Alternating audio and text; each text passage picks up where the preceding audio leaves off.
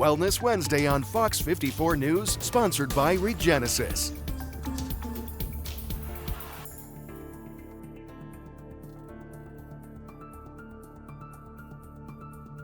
You know, when we talk about kind of different degree of burns, can you talk about, because people might hear first degree, second degree, third degree burn. But can you explain for the general public what exactly that is?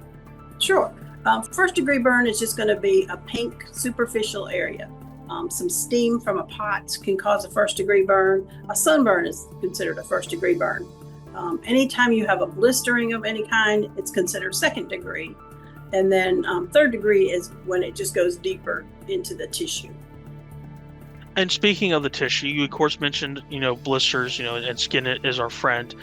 For children, it can be a little hard if they see a giant kind of a fluid-filled bubble. For parents, what do you recommend to make sure that a child is not touching the blister or trying to pop it, and making sure that they let the area heal on its own? If it's a large blister, it's going to come off. It's just a question of when. We try to let the kids not mess with it, and then again, wrapping it in a light wrap with an antibiotic ointment is the best direction for that. So we usually think about burns as three different degrees that can be first, second, or third. First degree burns are very superficial, so this looks and feels like a sunburn, and that can be treated with a little bit of ointment to keep it moist, or honestly, it'll heal by its own if it's dry, as long as it's kept clean. Second degree is deeper. These are often the ones that form blisters, or they're really red and they hurt the most. But if they're small, they will heal on their own with a little bit of topical ointment, like bacitracin or Neosporin, something you can get at the grocery store. And then third degree is the worst. That's when it goes down into those deeper layers of the skin. They're often leathery or they're white. And patients will tell me, it doesn't hurt at all. And that actually is a bad sign for me. It means that the nerves inside the skin got cooked, and that's a deep burn that might need a surgery to treat it.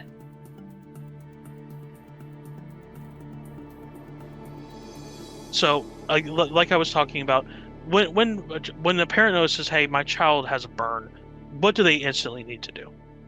The quickest thing to do in the immediacy of a burn is to run it under some cool water in the kitchen sink, or a cold rag, not ice, because that can damage more tissue, but cooling it down with cool water is the quickest, easiest thing to do. I think the most important thing is to stop the burn in the first place. So if clothes are on fire, stop, drop, and roll. If it's a house fire, get out of the house. If it's a kitchen fire, either use a fire extinguisher or like a fire blanket to put out the fire. I know it seems really obvious, but you'd be surprised how many people come in and they've said that they just froze and didn't know what to do, and that made the burn so much worse. So that's the first step. The next step is usually to rinse with cool but not cold water. This is especially important if it's like a chemical burn. So if it's like an industrial chemical or a concentrated cleaning product, I recommend rinsing for 15 minutes. Without scrubbing.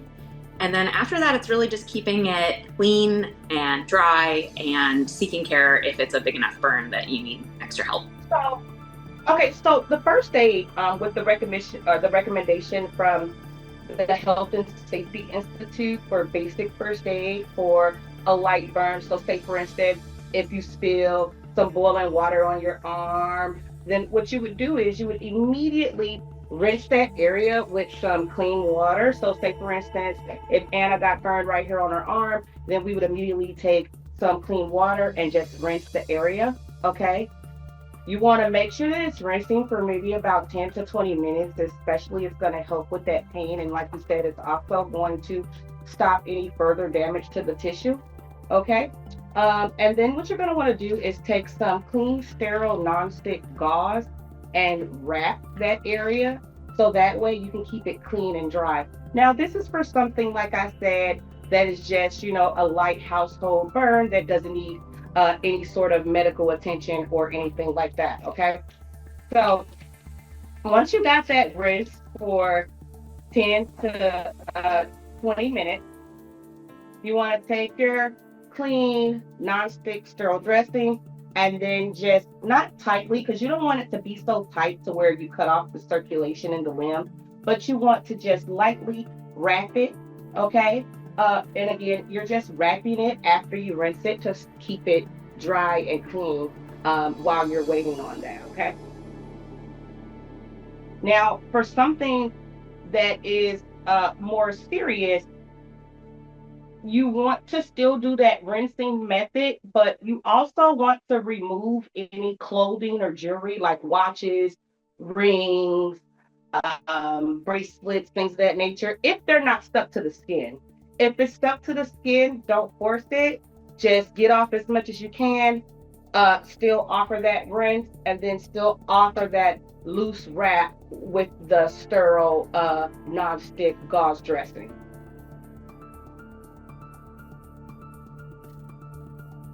When it comes to the aftercare, what do you recommend? So small blisters I think of as Mother Nature's Band-Aid. There is no need to play around with small blisters. Leave them in place and the skin underneath will heal on their own. It'll eventually slough off. Now, if blisters are large or if they're over joints, those actually do need to come off, but those are usually a reason for you to see a trained medical professional. We will remove them and make sure that you have good, clean wound care after the fact. What do you guys recommend for maybe, especially for kids who see a blister, they see that little bubble and they think, oh, it's fun to play with this, even though it's the skin trying to heal itself? Absolutely. You definitely never want to pop those or mess with them in any way. And that's also why they do recommend, in some cases, covering it with that non-stick sterile dressing and then just changing it often. Again, not making it too tight, and also not putting too much on there, because the thing about it is that your when you have wounds like that, they need to be able to breathe, and that helps within the healing process. So just making sure that at all times you are following the recommendations of the doctors, because I know sometimes, people may even have family members that are nurses and things of that nature. But technically, the nurses, their recommendations are coming from medical direction from a physician. So when in doubt, always never feel like you are bothering your primary health care provider, and making sure that you're reaching out to them to get the proper way to handle anything anytime you're having any questions about any sort of wound that you may have. Because one moment you might think it's fine, and one moment it's not. If there's a blister, you want to leave it on there unless it pops. Your skin is your friend, so you want to keep things clean and intact. But if it's a big blister, it may pop by itself. If the area is open like that, then an antibiotic ointment and some kind of a light covering is helpful for it. If it's a larger area, probably going to the your nearest medical facility is the best advice.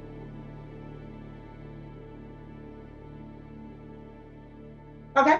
So with that, when it is bleeding, when there is layers underneath the skin exposed, when there is swelling, discoloration, if the pain is just unbearable to where even if you have none of those things present where you can see visually, but that pain is causing so much discomfort that it's not allowing you to continue on with your regular daily activities, you're going to want to call 911, because sometimes there can be some nerve damage underneath the skin that you might not even be privy to.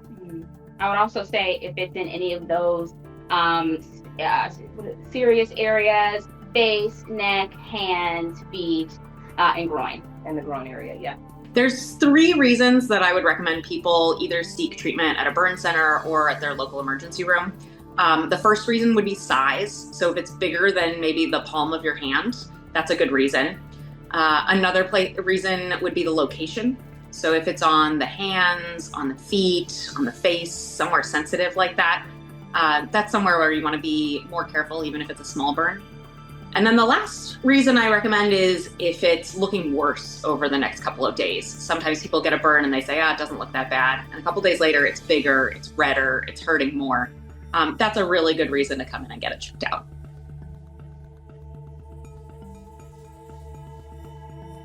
Don't use butter. It's actually a grease, and it can make your burn deeper, hotter, because it holds the heat in. So grease burns are some of the worst burns we can get. So you don't want to do butter. That's accurate.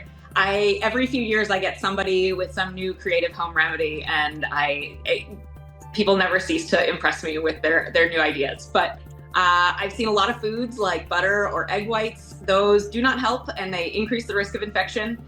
Toothpaste is another common one, but it's really abrasive. It dries out the skin. The only home remedy that I can recommend is aloe. Unscented aloe vera is very good for superficial burns. It soothes the area, it provides some moisture. But anything worse than that, you really need to be treated in a burn clinic, and we'll give you some ointments that are antibacterial and will make things much better than butter ever will. Now, again, I know a lot of times people like to talk about, back in the day, their grandmothers used to use butter for burns and things like that. But what a lot of us don't understand is that traditionally, back when people used to churn butter and didn't have indoor plumbing, the butter was the coldest, most pliable thing to be able to apply to a burn. But now that we do have, the indoor plumbing, and your faucet is probably right there. If you burn yourself with some coffee or something like that, you just run it under that water.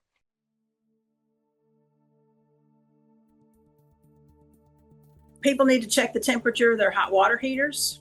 This time of year, we get people who haven't checked it, and the kids run the water and it's too hot and they get scalded from that.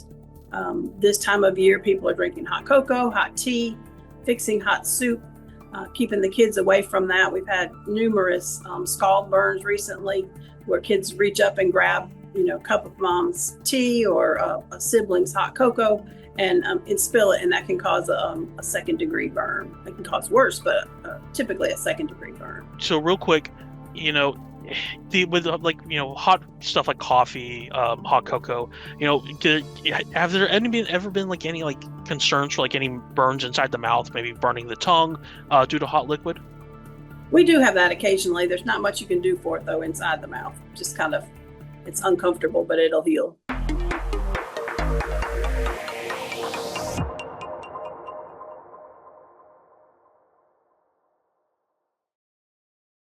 Fox 54 Plus has your news, sports, and weather. Start your evening with Fox 54 at 5:30, delivering the latest headlines and live reports straight from the scene. Then, stay informed with Fox 54 News at 9, featuring your Tennessee Valley certified most accurate weather impact team, tracking everything from tornado threats to traffic delays during severe weather. Fox 54 Sports Extra brings you more of what sports fans crave, with deeper insights, expert analysis, and all the action that matters most. On Fox 54 Plus, you'll also find Alabama politics, plus 24/7 weather radar and real-time forecasts to keep you ahead of the storm. Looking for a quick recap? Don't miss Fox 54 Week in Review, highlighting the biggest stories of the week. Jumpstart your morning with Morning Rush, fast-paced news updates featured with uplifting stories from across the globe. Get your entertainment fix with Getting Real, where we break down movie reviews, top 10 lists, and spotlight the newest film. Die Hard fan? Locked On Sports dives deep into the Crimson Tide, the Tigers, college rivalries, and pro action. True Crime Warrior Style? Killer Cases brings you gripping real-life stories that stick with you. Hungry for more? Cooking with Style serves up mouth-watering recipes that are easy to make and impossible to resist. From movie previews before you head to the theater with Take a Look, to must-know headlines from across the region and around the world with In the News. Watch all of these shows on demand and also on the Fox 54 News app. Available on Android and iOS devices. Streaming 24/7.